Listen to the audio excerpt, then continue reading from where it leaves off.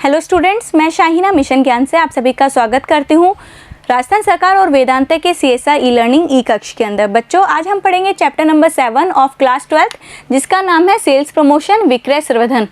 आज के वीडियो के अंदर हम जानेंगे विक्रय संवर्धन की परिभाषा क्या होती है और उसके महत्व क्या होते हैं। तो बच्चों, कॉपी पेन निकालिए और नोट्स बनाने के लिए तैयार हो जाइए। सबसे पहले हम आपको बताएंगे विक्रय संवर्धन का सिंपल मीनिंग क्या होता है।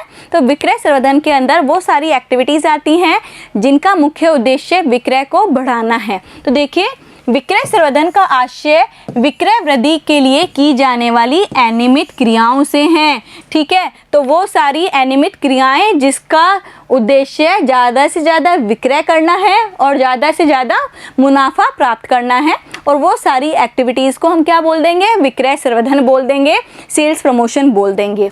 ठीक है, आज हमें पता है जो मार्केट है वो कॉम्पिटिटिव मार्केट है।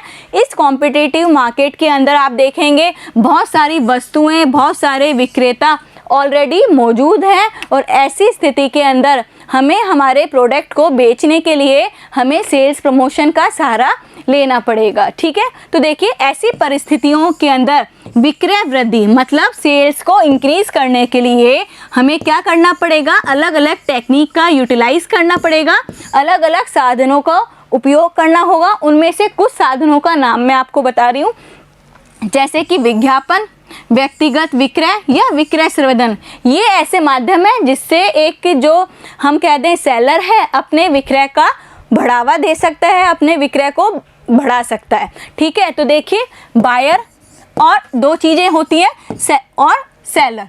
तो यहाँ पर हम कह रहे हैं कि जो सेलर है उसको अपनी प्रोडक्ट को बेचने के लिए अलग अलग प्रकार के टेक्निक्स यूज़ करनी पड़ती हैं, और इन टेक्निक्स के अंदर हम कह सकते हैं विज्ञापन, व्यक्तिगत विक्रय या विक्रय संवर्धन टेक्निक का यूटिलाइजेशन किया जाता है, जिसके माध्यम से विक्रय को बढ़ाया जा सकता है। ठीक है, नेक्स्ट पॉइंट देखिए, विक्रय संवर्धन से अभिप्राय क्या है। ठीक है, विक्रय संवर्धन से अभिप्राय क्रेताओं को क्या होता है? क्रेता मतलब क्या होता है? कस्टमर को वस्तु एवं सेवाओं को लघु अवधि में तुरंत क्रय करने के लिए प्रेरित करना है। तो विक्रय संवर्धन के अंदर क्या होता है? शॉर्ट टाइम पीरियड के अंदर हम क्या करते हैं? कस्टमर को इंड्यूस करते हैं, कस्टमर को इन्फ्लुएंस करते हैं, मोटिवेट करते हैं कि वो ज़्यादा से ज़्यादा वस्तुओं को क्रय कर ले, उसको खरीद ले। ठीक है, अब देखिए, विक्रय संवर्धन के अंदर क्या क्या चीज़ें आती हैं। तो विक्रय संवर्धन का आशय उन समस्त क्रियाओं से है जिनका उद्देश्य क्या है? विक्रय वृद्धि है। और इस दृष्टि से अगर हम देखें, विक्रय संवर्धन के अंदर विज्ञापन यूटिलाइजेशन होता है, व्यक्तिगत विक्रय, उत्पादकों में नवीनता लाई जाती है। नवीनता मतलब क्या होता है? उसका जो उसमें न्यू चेंजेस लाए जाते हैं, इनोवेशन लाए जाते हैं।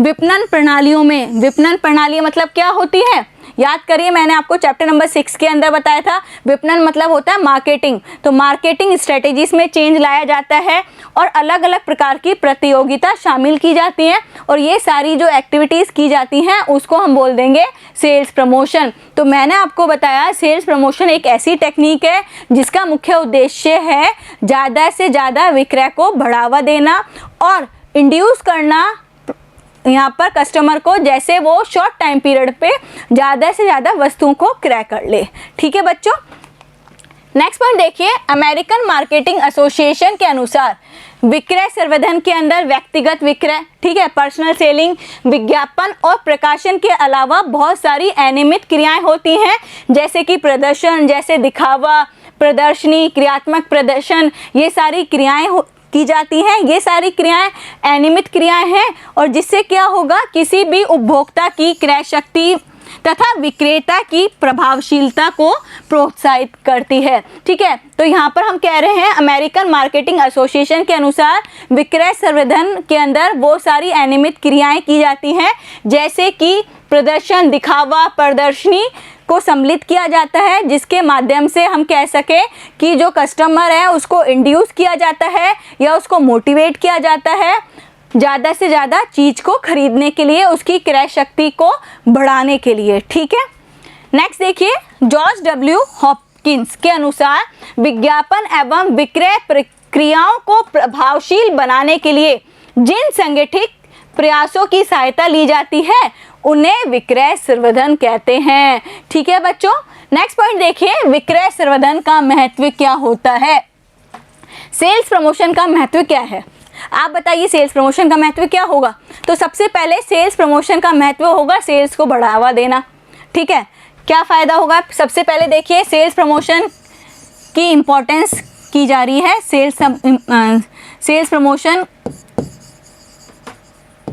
क्यों किया जाता है। ठीक है, तो सेल्स प्रमोशन की इम्पोर्टेंस क्या है, तो हमें पता है कि जो विक्रय संवर्धन है वो उपभोक्ता, निर्माताओं यहाँ पर कौन है, जो कि प्रोड्यूसर्स हैं, व्यापारी और समाज के लिए लाभदायक है।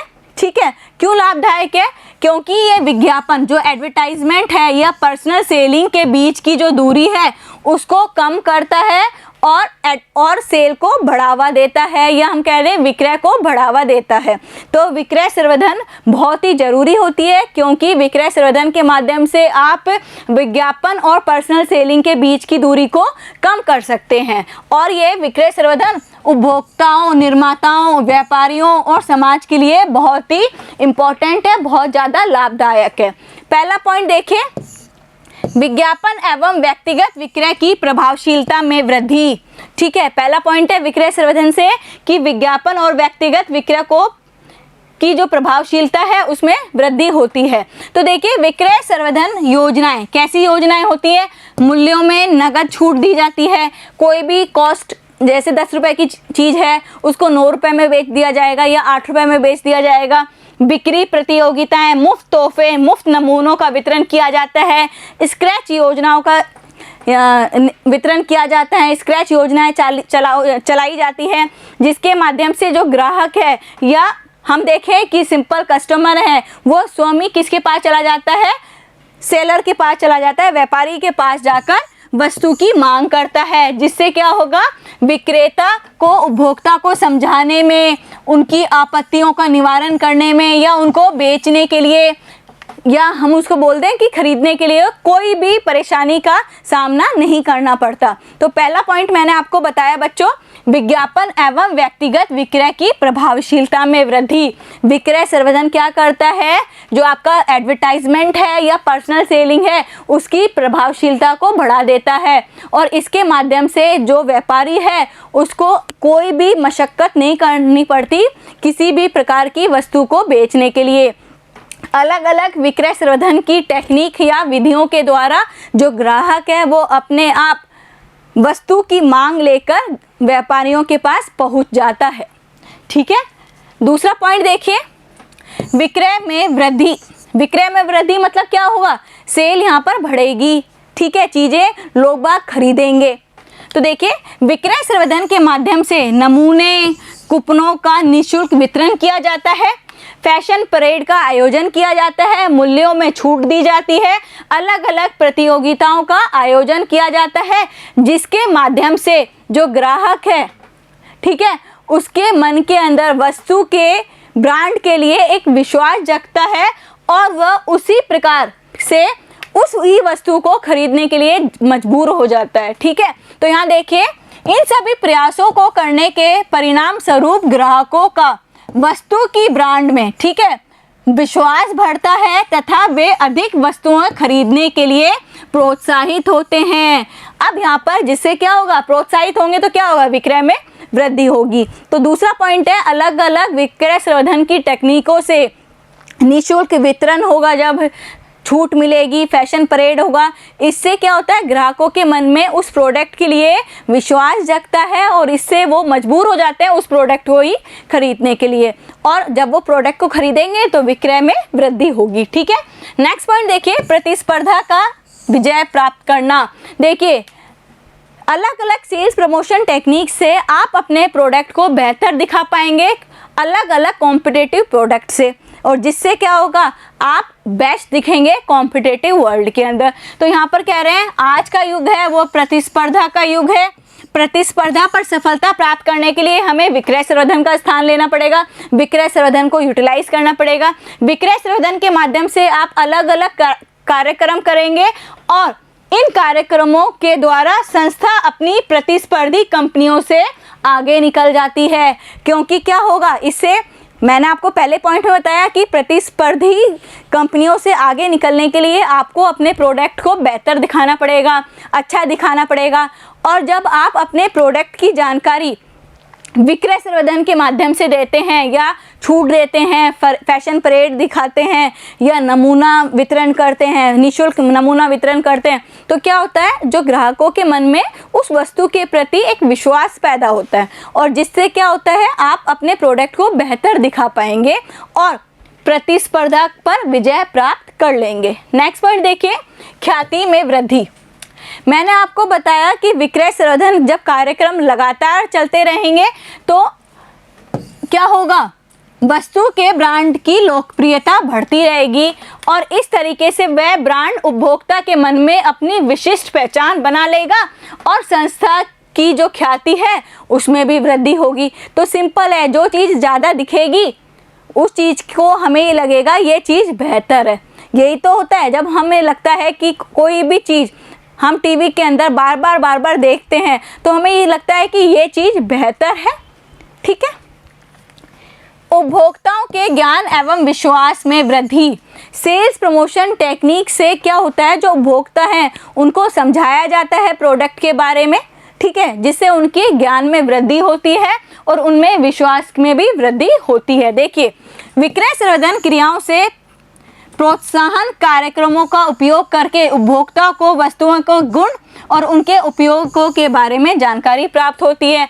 अलग अलग प्रकार के विक्रय संवर्धन टेक्निक चलाए जाते हैं जिनके माध्यम से प्रोडक्ट के गुण, उसके उपयोग के बारे में जानकारी दी जाती है, जिससे वस्तु के उपयोग के प्रति विश्वास पैदा होता है और उपभोक्ताओं को ज्ञान की प्राप्ति भी होती है। नेक्स्ट देखिए, नए बाज़ारों में प्रवेश।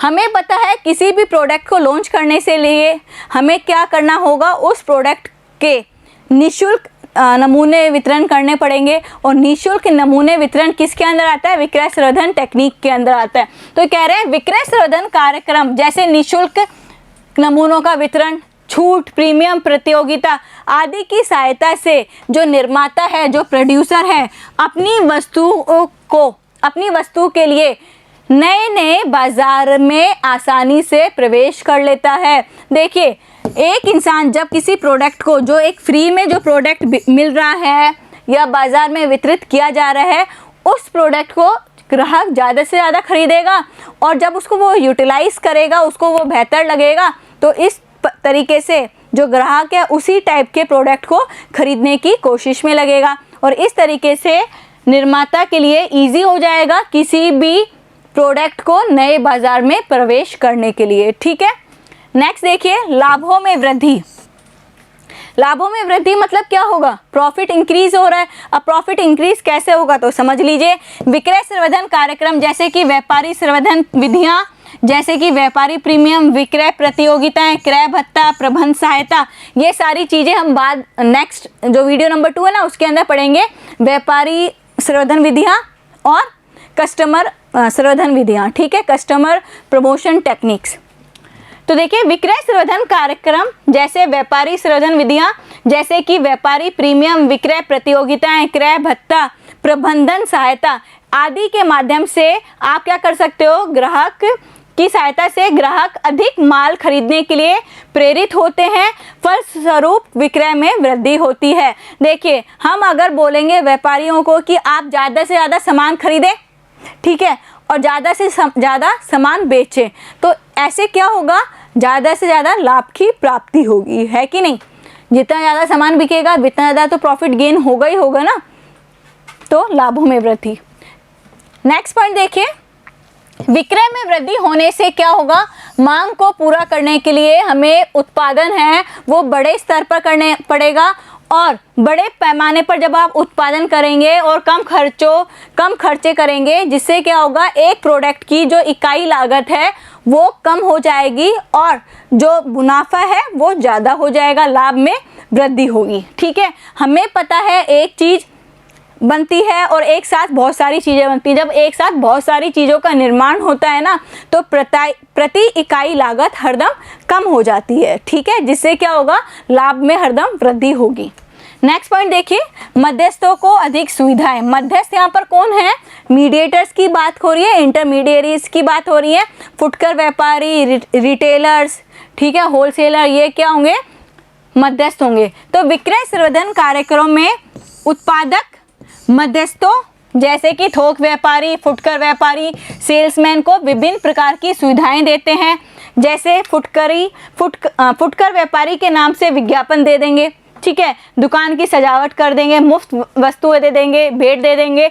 इससे क्या होगा, मध्यस्थों को फायदा होता है। और नेक्स्ट पॉइंट है जीवन स्तर में सुधार। सेल्स प्रमोशन से जीवन स्तर में सुधार कैसे होगा, स्टैंडर्ड ऑफ लिविंग कैसे बढ़ेगी। देखिए, सेल्स प्रमोशन होगा, सेल्स प्रमोशन के माध्यम से आप ज़्यादा से ज़्यादा चीज़ें बेचेंगे और ज़्यादा से ज़्यादा आपको मुनाफा प्राप्त होगा। प्रति इकाई लागत क्या होगी, प्रोडक्ट की, कम हो जाएगी, ठीक है। तो देखिए, विक्रय संवर्धन कार्यक्रमों से उपभोक्ताओं को छूट प्राप्त होती है तथा उपभोक्ताओं को प्रति इकाई लागत में कमी होने से जो वस्तु है सस्ते दाम पर मिल जाएगी। परिणाम स्वरूप उपभोक्ता अधिक मात्रा में, या कह दें अधिक विविध वस्तुएं खरीद पाते हैं और उनके जीवन स्तर में सुधार होता है। देखो, इसका एक एग्जांपल मैं आपको बताती हूँ। जो सेल्स प्रमोशन टेक्निक है ना, वो आपने देखा होगा दीपावली, होली वगैरह पे आती है। अब देखिए, मैंने आपको बताया सेल्स प्रमोशन टेक्निक एक ऐसी टेक्निक है जो कि इरेगुलर टेक्निक है, कभी कभी अप्लाई की जाती है, अनियमित क्रियाएं हैं और इनका उद्देश्य ज़्यादा से ज़्यादा लाभ कमाना है और उपभोक्ताओं को प्रेरित करना है कि वो किसी प्रोडक्ट को ज़्यादा से ज़्यादा खरीद लें, यही तो है। तो मैंने आपको बताया कि दीपावली पर क्या होता है, छूट मिलती है। जैसे 10,000 की चीज़ 8,000 में मिल जाती है। इससे क्या होगा, एक नॉर्मल जो बायर होता है या कस्टमर होता है वो उस चीज़ को खरीद लेता है और उसकी स्टैंडर्ड ऑफ लिविंग में इम्प्रूवमेंट आता है। हो सकता है वो 10,000 की चीज़ ना खरीद पाए, बट जब वो 8,000 की हो गई तो वो उस चीज़ को खरीद सकता है, या हम कह दें खरीदने की कोशिश में लग जाता है, ठीक है। तो इस तरीके से एक जो सिंपल, जो नॉर्मल पीपल है, उसके लिए विक्रय संवर्धन बहुत ही इम्पॉर्टेंट है, क्योंकि विक्रय संवर्धन के माध्यम से उस व्यक्ति के जीवन के स्तर में सुधार आ सकता है, ठीक है। क्योंकि क्या होगा, विक्रय संवर्धन कार्यक्रमों में उपभोक्ता को छूट प्राप्त होती है तथा उपभोक्ताओं को प्रति इकाई लागत में कमी होने से वस्तु सस्ते दामों पर मिल जाती है, ठीक है। जितना ज़्यादा कोई चीज़ बिक्री होगी तो क्या होगा, इकाई वस्तु की जो कीमत है वो क्या हो जाएगी, कम हो जाएगी। और जब यहाँ पर जो प्रोड्यूसर है उसके लिए जब कॉस्ट कम हो जाएगी तो जो सेलिंग प्राइस है वो भी क्या हो जाएगी, कम हो जाएगी, और जिससे क्या होगा, मुनाफा होगा। ग्राहकों को भी मुनाफा है यहाँ पर, और रिटेलर, होलसेलर और हम कह दें प्रोड्यूसर को भी यहाँ पर फ़ायदा है। आज के लिए बस इतना ही। Thank you.